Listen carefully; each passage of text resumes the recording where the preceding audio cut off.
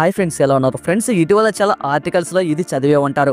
India ట్రంప్ను ప్రశాంతంగా ఉంచడానికి 18,000 illegal ఇమిగ్రేట్స్ అయిన భారతీయులను అమెరికా నుంచి ఇండియాకి తిరిగి తీసుకురాబోతోంది. ఇక్కడ ప్లేకెట్ అనే పదం అంటే ఎవరో కోపంగా లేదా ఆగ్రహంగా ఉన్నప్పుడు వాళ్ళని సంతోషపరచడం. కానీ నిజానికి భారతదేశం ట్రంప్ ప్రభుత్వాన్ని కూల్చివేయడానికి ఇలా చేయడం లేదు. భారతదేశ ప్రధాన లక్ష్యం అమెరికాతో ట్రేడ్ వార్ తప్పించుకోవడం. డొనాల్డ్ ట్రంప్ నాయకత్వంలో అమెరికా అనేక అంతర్జాతీయ వ్యవస్థలను మరియు సంస్థలను మార్చబోతుంది. వాళ్ళు ఇప్పటికే WHO నుంచి వైదొలిగారు. నాటో మరియు WTO పై కూడా వ్యతిరేకత చూపిస్తున్నారు. భారతదేశం ఏం కోరుకుంటుంది అంటే ఈ మార్పుల వల్ల తక్కువ నష్టం కలగాలి. అందుకే ట్రంప్ పాలసీ ప్రకారం అమెరికాలో ఉన్న 18,000 భారతీయ ఇల్లీగల్ ఇమిగ్రేట్స్ను తిరిగి తీసుకురావడానికి భారత్ సిద్ధంగా ఉంది. ఈ విషయాన్ని ఇటీవల బ్లూబర్గ్ రిపోర్ట్ చేసింది. దీనిపై అనేక ఆర్టికల్స్ కూడా పబ్లిష్ అయ్యాయి. India willing to work with US to repatriate over 18,000 illegal immigrants to avoid trade war with Trump. ఇప్పుడు మీరు ఒక ప్రశ్న అడగొచ్చు. ఒకవైపు ట్రంప్ ఇల్లీగల్ ఇమిగ్రేట్స్ను పంపించేందుకు చర్యలు తీసుకుంటున్నారు, మరోవైపు అమెరికా పౌరసత్వం పొందడం కూడా మరింత కష్టతరమైంది. దీని గురించి మనం ఇప్పుడు మాట్లాడుకుందాం. ఇప్పుడు మనం 18,000 అక్రమ వలసదారుల గురించి మాట్లాడుకుంటున్నాం. అమెరికా అధ్యక్షుడు డొనాల్డ్ ట్రంప్ ఇటీవల జరిగిన US ఎన్నికల్లో చాలా ఓట్లు సంపాదించడానికి ఇదే విషయం చెప్పారు. ఇదే కారణం కూడా. అక్రమ వలసదారులను దేశం నుంచి బయటకు పంపించేస్తాను అని. 2017 నుంచి 2001 మధ్య ట్రంప్ అమెరికా అధ్యక్షుడిగా ఉన్నప్పుడు 15 లక్షల ఇల్లీగల్ ఇమిగ్రేట్స్ను దేశం నుంచి తరిమివేశారు. ఇప్పుడు ఆ లక్ష్యం కొద్దిగా పెరిగింది. ఈసారి ట్రంప్ 40 లక్షల అక్రమ వలసదారులను అమెరికా నుంచి గెంటేయాలనుకుంటున్నారు. ట్రంప్ తన రెండో పదవి కాలంలో ప్రతి ఏడాది 10 లక్షల మంది అక్రమ వలసదారులను పంపించేందుకు ప్లాన్ చేస్తున్నారు. అయితే 40 లక్షల మందిని పంపించడం అంత ఈజీ కాదు కదా. అయినప్పటికీ అమెరికాలో ఇది చాలా ముఖ్యమైన ఎన్నికల సమస్య, ఎన్నికల వాగ్దానం కూడా. ఇండియాలో అయితే ఈ విషయంపై పెద్దగా చర్చ జరగదు. ఎవరు ప్రభుత్వాన్ని అడగరు, ప్రశ్నించారు. ఇన్ని అక్రమ వలసదారులను మీరు బయటకు పంపించారు అని ఎవరు కూడా క్వశ్చన్ చేయరు. మీకు తెలుసా, ప్రస్తుతం అమెరికాలో 7,25,000 మంది అక్రమ భారతీయ వలసదారులు ఉన్నారు. వీళ్ళు మెక్సికో బార్డర్ లేదా కెనడా ద్వారా US లోకి చొరబడతారు. ఇది కేవలం భారతీయుల గురించి మాత్రమే. మొత్తం చూస్తే మెక్సికో, చైనా మరియు ఇతర దేశాల నుంచి కూడా చాలా మంది అక్రమంగా US లోకి అడుగు పెడతారు. ఈ సమస్య పరిష్కారం అవసరం. ఎందుకంటే ఒక దేశంలో అక్రమంగా ఎవరు ఉంటే వాళ్ళని తిరిగి పంపించేయాల్సిందే. ఇది చాలా మామూలు విషయం కూడా. చాలా మంది అమెరికాకు వెళ్ళి మంచి స్వేచ్ఛ, మంచి అవకాశాలు వస్తాయని ఆశిస్తున్నారు. అందులో చాలా మంది అక్రమ వలసదారులే. ట్రంప్ వీళ్ళని దేశం నుంచి పంపించాలని అనుకుంటున్నారు.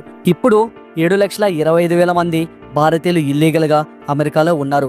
కానీ వీళ్ళని గుర్తించడం చాలా కష్టమైన పని. ఎందుకంటే ప్రపంచం నలుమూలల నుంచి వచ్చిన వలసదారులు అక్కడ ఉన్నారు. పాకిస్తానీలు, నేపాలీలు, బంగ్లాదేశీలు, ఇండోనేషియాలు, ఇంకా ఇలా చాలా దేశాల నుంచి. ఒకవేళ అమెరికా భారతదేశాన్ని ఇలా అడిగితే, ఇదిగో ఈ వ్యక్తి మీ దేశానికి చెందిన వాడే, వీళ్ళని మీరు తీసుకువెళ్ళండి అని అడిగితే భారత్ ఇలా చెబుతుంది, సరే కానీ ఇతను ఖచ్చితంగా భారతీయుడు అని మీరు రుజువు చేయాలి కదా అనే ఒక ప్రశ్న తలెత్తుతుంది. అమెరికాలో ICA అంటే ఇమిగ్రేషన్ అండ్ కస్టమ్స్ ఎన్ఫోర్స్మెంట్ అనే ఒక సంస్థ ఉంది. ఈ సంస్థ భారతదేశానికి 18,000 మంది భారతీయుల వివరాలు అందజేసింది. వీరి వివరాలు ఆధార్ కార్డు లేదా ఓటర్ IDతో సరిపోల్చుకోవచ్చు. భారత ప్రభుత్వం ఈ 18,000 మందిని తీసుకురావడానికి సిద్ధంగా ఉంది కూడా. ఇది ఒక పెద్ద ప్రక్రియ. ఎందుకంటే వీరిని తిరిగి పంపించేందుకు అనేక విమానాలు అవసరమవుతాయి, కోట్ల రూపాయలు ఖర్చు అవుతుంది. అలాగే ఇది క్రమంగా జరగాల్సిన పని. ఇప్పటి వరకు మనం అక్రమ వలసదారుల గురించి మాట్లాడుకున్నాం. ఇప్పుడు చట్టబద్ధంగా వలస వెళ్ళిన వారి గురించి కూడా మాట్లాడుకుందాం. చాలా మంది భారతీయులు చట్టబద్ధంగా అమెరికాకు వెళ్ళాలి అని కోరుకుంటున్నారు. ఒకప్పుడు అక్కడ పౌరసత్వాన్ని పొందడం కొంచెం సులభంగా ఉండేది, కానీ ఇప్పుడు చాలా కష్టం. దీనికి కారణం ఏంటంటే కొద్ది రోజుల క్రితం ట్రంప్ ఒక కొత్త ఆదేశాన్ని అమలు చేశారు. ఆయన ఆటోమేటిక్ సిటిజన్షిప్ అనే మార్గాన్ని పూర్తిగా మూసేశారు. అమెరికాలో పౌరసత్వం పొందడం జెస్యూలీ అనే నిబంధనపై ఆధారపడి ఉంటుంది. దీని అర్థం ఏంటంటే ఎవరైనా అమెరికా భూమిపై జన్మించినట్లయితే వాళ్ళకి పౌరసత్వం లభిస్తుంది. గతంలో చాలా మంది ఈ నియమాన్ని ఉపయోగించుకున్నారు. ఎలాగంటే వారు వర్క్ వీసాపై అమెరికాకు వెళ్ళి అక్కడే పిల్లలు కనేవారు. పిల్లలు అమెరికాలో పుట్టినందువల్ల వాళ్ళకి ఆటోమేటిక్గా పౌరసత్వం వచ్చేది. ఈ కారణంగా తల్లిదండ్రులు కూడా కొన్ని సంవత్సరాల తర్వాత అమెరికా పౌరులుగా మారిపోయేవారు. ఈ విధానం చాలా కాలంగా అమల్లో ఉంది. కానీ ఇప్పుడు ట్రంప్ దీన్ని పూర్తిగా ఆపేశారు.